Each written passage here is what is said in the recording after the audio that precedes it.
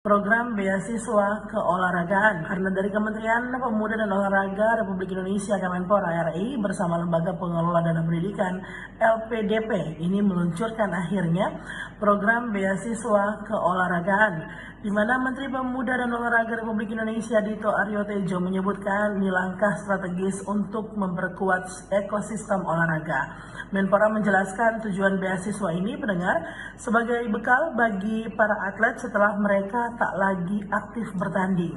Ada PLT Direktur Utama LPDP Sudarto yang menegaskan bahwa program ini dirancang selektif, adaptif, dan inklusif melalui dua jalur.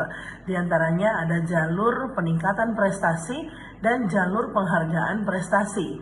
Program beasiswa LPDP bidang keolahragaan hadir untuk para atlet, mantan atlet, tenaga keolahragaan, dan pembina olahraga, di mana hal ini mengacu pada Undang-Undang Nomor 11 Tahun 2022 tentang keolahragaan Pasal 69 Ayat 1.